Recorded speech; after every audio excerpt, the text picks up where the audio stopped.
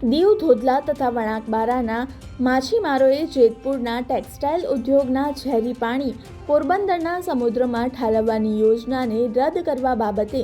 દીવ કલેક્ટરને આવેદનપત્ર પાઠવીને વિરોધ દર્શાવ્યો હતો, જેમાં દીવ જિલ્લાના માછીમાર ભાઈઓ તથા બહેનોએ મોટી સંખ્યામાં એકત્રિત થઈને રેલી યોજી હતી, જે બાદ તેઓ દીવ કલેક્ટરને આવેદનપત્ર પાઠવવા માટે કલેક્ટર કચેરી પહોંચ્યા હતા। 2-3 દિવસ પહેલા પોરબંદર ખાતે સમગ્ર ગુજરાત ખારવા સમાજની એક મીટિંગ, અગત્યની મીટિંગ થયેલી, જે તાત્કાલિક ધોરણે બોલાવવામાં આવી હતી। એનું કારણ એ હતું કે જેતપુર જે જુનાગઢ જિલ્લામાં આવેલું છે, ત્યાં સાડી ઉદ્યોગનો બહુ મોટો વ્યવસાય છે। એ સાડી ઉદ્યોગમાં નું જે કેમિકલયુક્ત પાણી છે એ જેતપુરથી થઈ અને પોરબંદર સુધી પાઇપલાઇન દ્વારા સમુદ્રમાં ઠાલવવામાં આવશે, જેનાથી સમુદ્ર કિનારે જે કોઈ માછલીઓ છે એ માછલીને બહુ મોટું નુકસાન થઈ જાય, અને એ જો નુકસાન થાય તો અમારી રોજીરોટી ઉપર એની તરત જ બહુ મોટી ખરાબ અસર પડે એમ છે, અને અમારી રોજગારી છીનવાઈ જાય એવા પૂરી તકો અત્યારે ઉપસ્થિત થઈ છે, જેના માટે કરીને અમે લોકોએ આજે એનો વિરોધ કરી અને જે જિલ્લાના કલેક્ટર છે એ સમગ્ર ગુજરાતના કાંઠાળ વિસ્તારના તમામ માછીમારો, કચ્છથી લઈને નારગોલ સુધીના જે લોકો છે એ તમામ માછીમારોએ આજે એક દિવસે સાથે લઈ માછીમારોને લઈ અને આવેદનપત્ર આપવા માટેનું નક્કી કર્યું હતું। અને અમે વિનંતી કરી છે સરકારશ્રીને, ભારતના યશસ્વી વડાપ્રધાન શ્રી નરેન્દ્ર મોદીજીને અમે સંબોધન કર્યું છે અને લખ્યું છે કે આ જે કંઈ પણ કેમિકલયુક્ત પાણી છે એને તાત્કાલિક ધોરણે કોઈ અલાયદી વ્યવસ્થા કરી અને એને બીજી રીતે એનો નિકાલ કરવામાં આવે વૈજ્ઞાનિક ઢબે, અને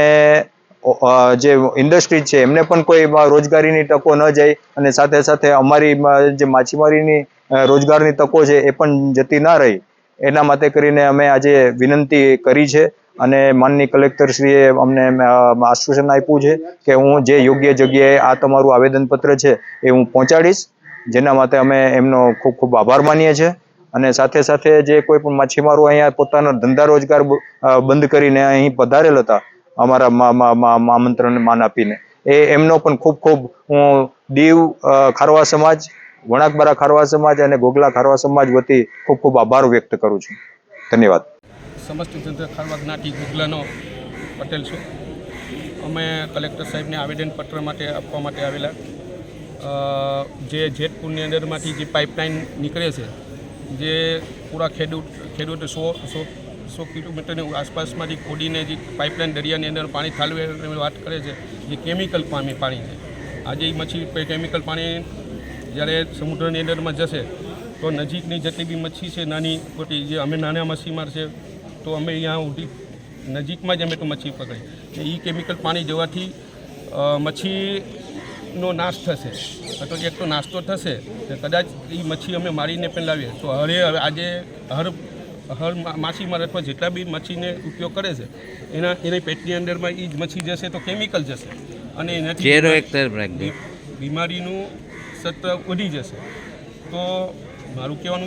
કહેવાનું એ છે કે એ કેમિકલ પાણીની જે પાઇપલાઇન છે એ ભારત સરકારે કંઈક મંજૂર કરી તો એને નાશ ના પાડે, એટલે નાશ બંધ કરે અને એનો કંઈક નિકાલ કરે। બીજા નંબરમાં એ છે કે અમે ભારત સરકારને અમે માછીમાર કરોડો રૂપિયાનું ઊંડામણ કમાઈને આપીએ છીએ હર વર્ષે, જે આજ કેમિકલવાળી માછલી અમે સપ્લાય કરીએ ને એ સપ્લાય ફોરેનની અંદરમાં ખબર પડી જાય કે ભાઈ આમાં કેમિકલ છે, તો એ સપ્લાય અમારી બંધ થઈ જાય, લાખો રૂપિયાની રોજીરોટી તો ભારત સરકારને બી નુકસાન થાય, શેઠ માછીમારને બી ભારે નુકસાન થાય, અને માછીમારનું નુકસાન થાય તો અમે તો બેરોજગાર થાય। જેવી નાનામાં નાનો દાખલો આપણે સિમ્પલ જોઈએ કે એ લોકોને ખબર પડી જાય કે ભાઈ પાપલેટની અંદરમાં કેમિકલ જેવી માછલી છે અને એ આજ પાપલેટ આજે 500 થી 700 રૂપિયા કિલો જતી હોય ને એ માછલીનો ભાવ જો સપ્લાય નહીં થાય તો એ સીધી 100-150 રૂપિયા બી નહીં આવે। ત્યારે વડાપ્રધાન નરેન્દ્ર મોદીના સ્વચ્છ ભારત સમુદ્ર ભારતના મિશનને સફળ બનાવવા માટે દીવ જિલ્લાના માછીમાર ભાઈઓ અને બહેનો સમુદ્રમાં કેમિકલયુક્ત ઝેરી પાણી ઠાલવવાની યોજના રદ કરવાની માંગ સાથે દીવ કલેક્ટરને આવેદનપત્ર પાઠવ્યું હતું। से एक लाइन आ रही है जो कि पोरबंदर में जाएगी, क्योंकि मैटर सिर्फ और सिर्फ यूटी का नहीं है। हमारे लेवल पर चीज़ें नहीं हो सकती। आपके प्रपोजल हम फॉरवर्ड कर रहे हैं, सेंट्रल गवर्नमेंट में, मिनिस्ट्री ऑफ इन्वायरमेंट फॉरेस्ट में भी फॉरवर्ड करेंगे, एंड जो भी कंसर्न जैसे पीएमओ वगैरह में बोला गया वहाँ पे भी आपका मैसेज पहुँचाया जाएगा। और मुझे उम्मीद है कि जल्दी ही जल्दी बताया गया कि कितना आपके लाइवलीहुड के ऊपर इशू होने वाला है। तो जितने भी हमारे मछुआरे भाई बहन है यहाँ पे, क्योंकि दीव की आबादी का ऑलमोस्ट 25% हिस्सा सारे मछुआरों पे डिपेंडेंट करता है,